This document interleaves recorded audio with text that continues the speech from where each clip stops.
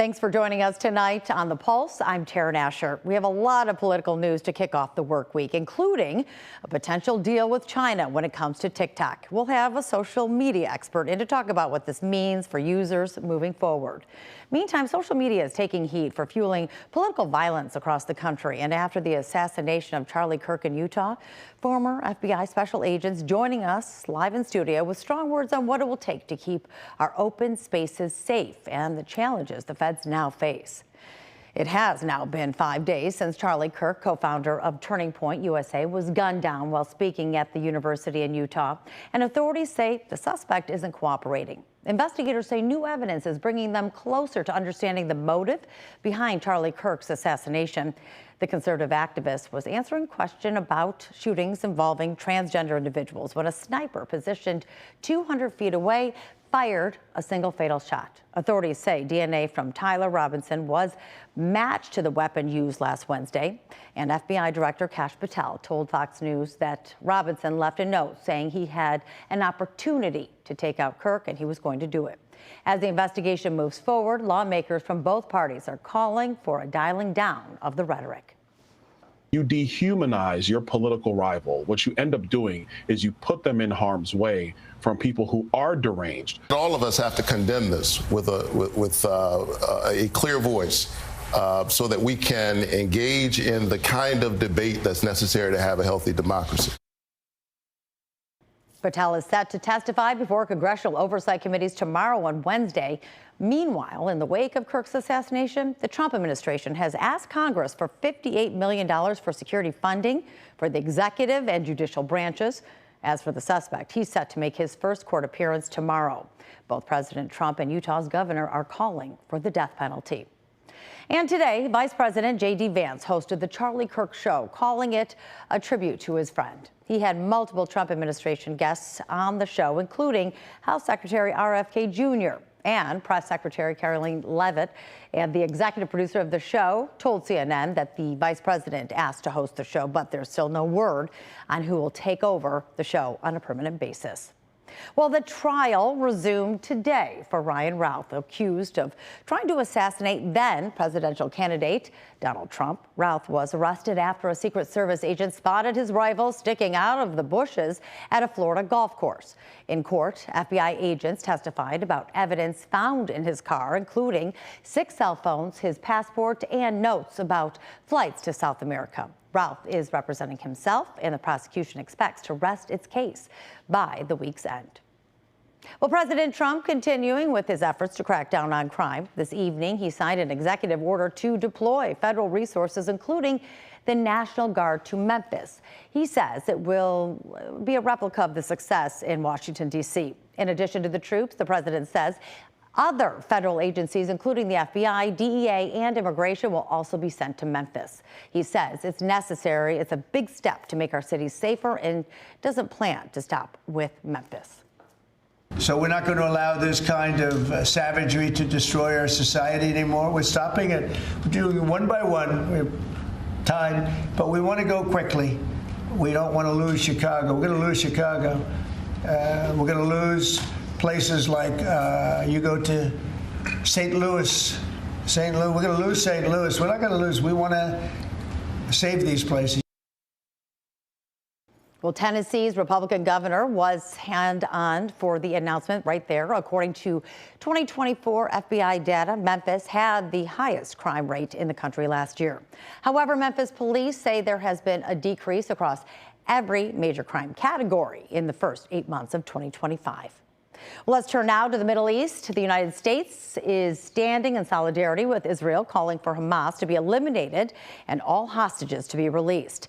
That message driven home today as U.S. Secretary of State Marco Rubio met with Israeli Prime Minister Benjamin Netanyahu to discuss a path forward in ending the war in Gaza.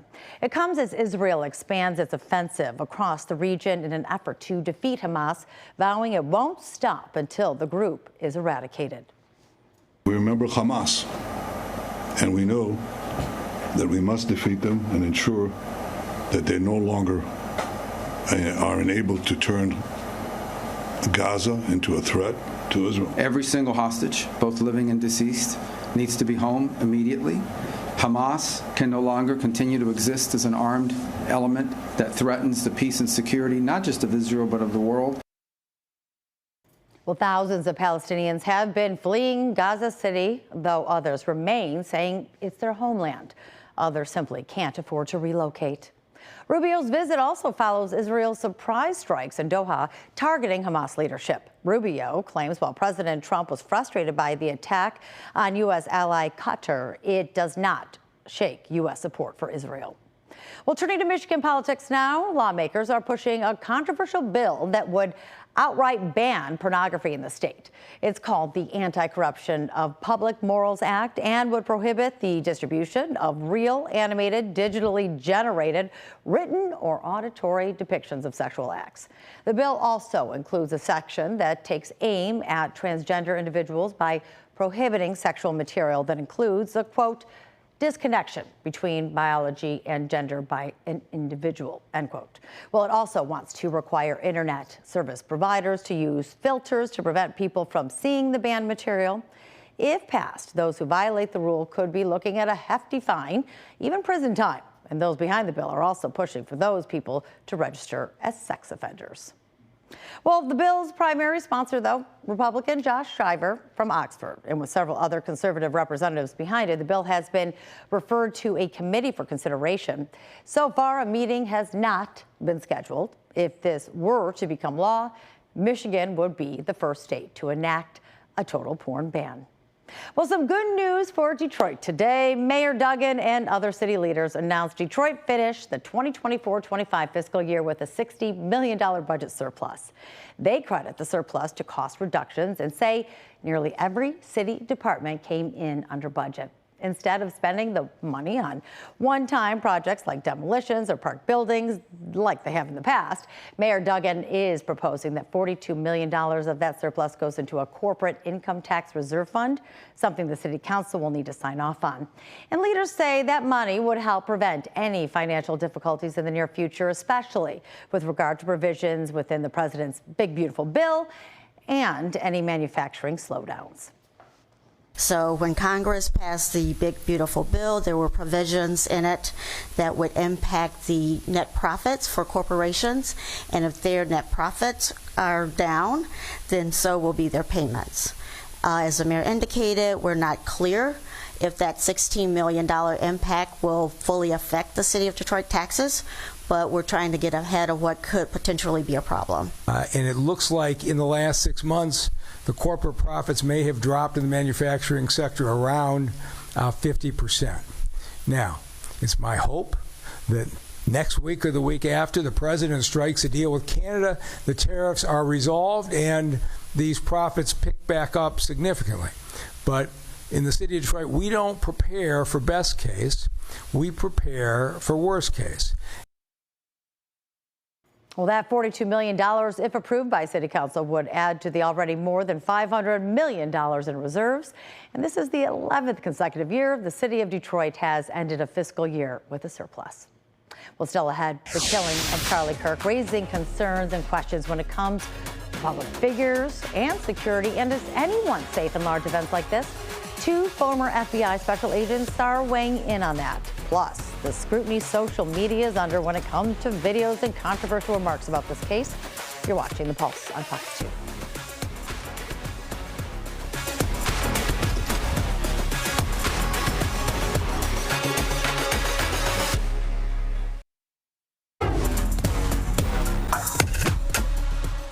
Welcome back to The Pulse, where we focus on all things people, power, and politics. Well, the assassination of conservative activist Charlie Kirk continuing to make international headlines. And joining us now in Studio C, former FBI special agent in charge Dan Roberts is joining us. And then via Zoom is former FBI agent Michael Heffron, who now has a consulting firm and specializes in this very thing. So we appreciate you both being here with us. And I want to start, though, right now with you, Dan. You know, this is something that you've dealt with, or you, I guess, maybe have been able to really control in the past, where you have events like this and you're trying to protect, and there's secure and safety, and there's certain protocol that you follow. Now looking at what's going on with the political violence, what happened with Charlie Kirk, How has things changed? How has your job become more difficult right now with these huge events and with so many people? Right. Well, you know, Detroit's had some major events. We've had Super Bowls, we've had All-Star games, we've had Ryder Cups, we've had lots of major events that we've had to protect here. But you're right, the threat has changed over the years. And really, a lot of it has to do with drone activity, where now citizens are able to buy drones and be able to case out an area themselves with a drone. Now, the FBI has countermeasures for those, but it really does make securing an outdoor venue very challenging these days, and much more of a problem for law enforcement. Mike, you've worked out in the field and you consult in security and for other companies that are looking at this very thing. When you saw what happened in Utah, where do you think that perhaps they failed in terms of making sure that that venue was secure? Well, if you look at the similarity with Butler, the big thing is you've got to own the high ground. You've got to have a perimeter that is back far enough that's going to be able to handle a weapon that can reach that distance. And in this case, 200 yards, and Butler was even less than that. That's not a very far distance when you're talking about the weaponry that is out there. Well, the difference is, though, you had a presidential candidate in Butler, and here you just have someone who is an activist, a conservative activist, but on a college campus. Normally, you don't bring in special security for that. Is that the problem? Do we have to do that now? Well, that becomes a resource allocation problem, and every time there is somebody that speaks on a college campus, chances are they're going to have controversial topics. And so unless there's a specific threat identified by law enforcement, whether it's the FBI or any of our state or local partners, there's probably not going to be much of a ramped up presence in terms of law enforcement. And I noticed in Utah that, in all the videos that I saw, there was very few uniformed officers in those pictures anywhere. And I assume that's because they probably host a number of those types of events every day. Right. And really, I mean, how do you know who may be a threat and who may not be a threat when you're dealing with individuals who are not considered on the radar or maybe even radicalized at this point? They just might be just upset, angry, mental health issues. We don't know what the situation is. We're still waiting for more information, but we don't. How do you police that and make sure people are safe? Yeah, really the only way from this perspective is to move these to indoor venues. I mean, you get out from the open air concept and move it into a stadium or an auditorium so you can better regulate who comes in, magnetometer them, screen them much more carefully like you would, say, a Super Bowl game at a stadium. That's really the only way you can do it, because identifying a lone wolf is very difficult. We've found that in terrorism cases for years where, if somebody becomes radicalized over the internet in the basement, a lot of times they're not sharing their ideals with their friends or their relatives. They're just keeping it all to themselves until the last minute. But Mike, for you though, when you see this isn't terrorism. This is somebody who is, it appeared, if this is a case, is angry and had a plot, a plan potentially. And how do you know if that person, you can't get in their mind, and if, how do you know if they're not on your radar? Are people really all at risk? Well, yeah, the Secret Service has tons of assets. And even with the tons of assets that they have, financing and all that, you still have, people that can slide through. In this case, you've got thousands of people there, okay, in an open venue. And what is your perimeter? It's at least 200 yards. Because that's the distance at which the shot came from, and it came from a high zone, and there was nobody else. The shooter was the highest person. He's looking down at everyone else. So do we need Secret Service? Do we need the feds to be monitoring every outdoor venue? If it's a concert, if it's someone speaking at a college campus, or is it a big game? Because it feels like if I was a person attending or a parent or anybody, I would not feel safe. Well, this wasn't a government sponsored. This wasn't a political candidate. This wasn't a cabinet level person. This wasn't a foreign dignitary that we're responsible for protecting. I mean, where do you draw the line? Are you going to say, well, the Rolling Stones are in town? Does the Secret Service have to protect the Rolling Stones? So it's a tough situation. This person's drawing lots of people. has a lot of followers, has a lot of people that are upset with them.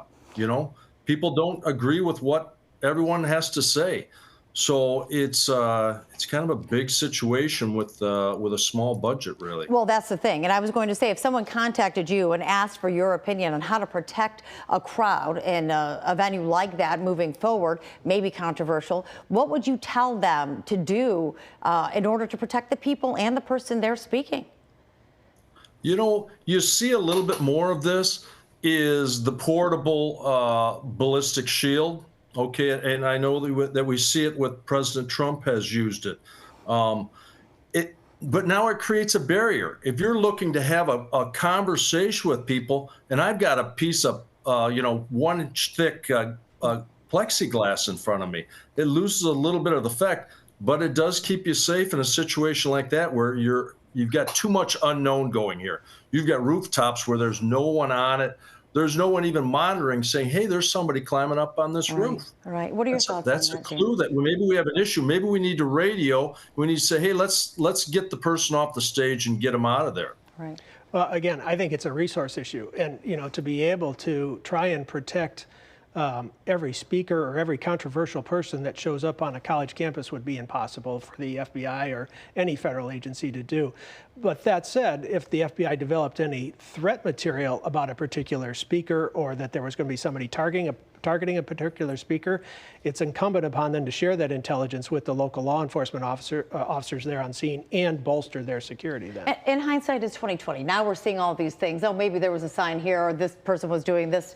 Right. I mean, you can't always know that. So really, it just maybe people who know them, but what if they just are loners? Yeah, that's the problem, and that we really need the family and friends, not just in cases like this, but in terrorism cases as well, to report those to law enforcement if they see somebody who's become radicalized in their family or a close friend.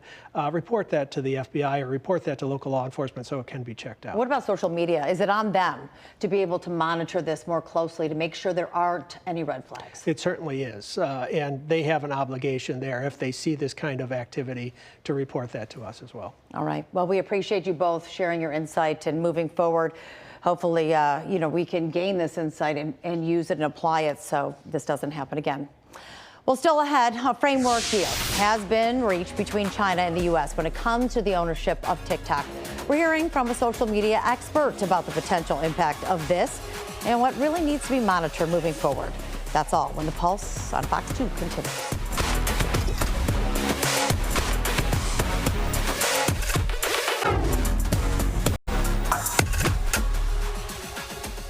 Well, welcome back to The Pulse, Detroit's only nightly political talk show. Well, it's a site that more than 1 billion people use to communicate around the world. And today, the Trump administration announced the framework for a TikTok deal has been reached with China. Now, joining us to discuss this, a more familiar face here.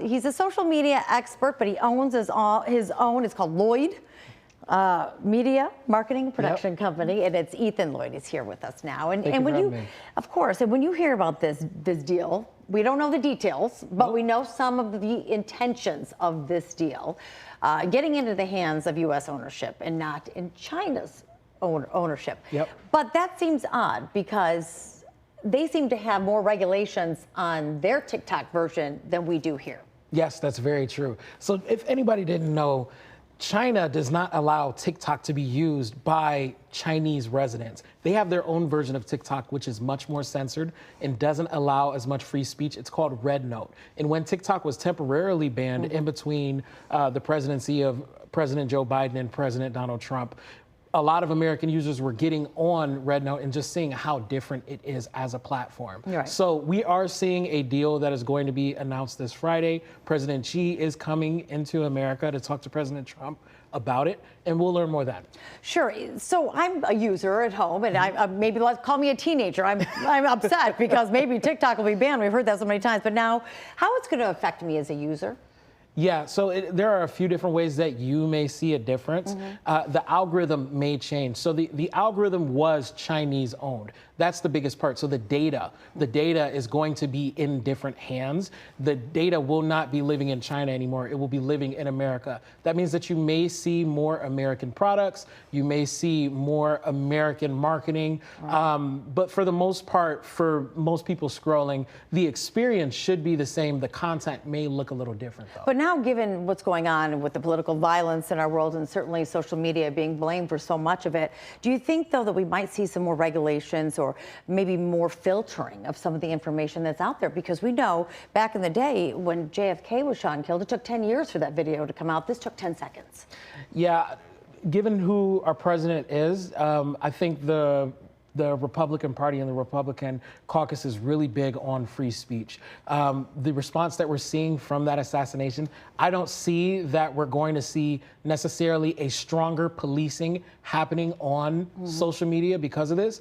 If anything, I think what we need to see is more censoring on being able to post something so violent. You know, we saw about 100 different angles of assassination. That's quite gruesome. And so, our young people are seeing it. That's the problem. And then do they believe that's the norm? And then does that feed into the political violence? Well, if this person's doing it, then maybe I should do it, or maybe I shouldn't do it. It feels like this is just ramping up, and or the train's gone off the tracks. Yes, but it would take a bold legislator to put forth some kind of legislation to censor TikTok or Twitter or any of these platforms that we're on daily. We see them try, but it's not really going through the finish line at this Isn't point. it with this framework of the deal, though, that they really want to see how this algorithm is used, or the information behind it, so they can get a hold of it? Is it for the data, or is it to be able to see what they're pushing forward?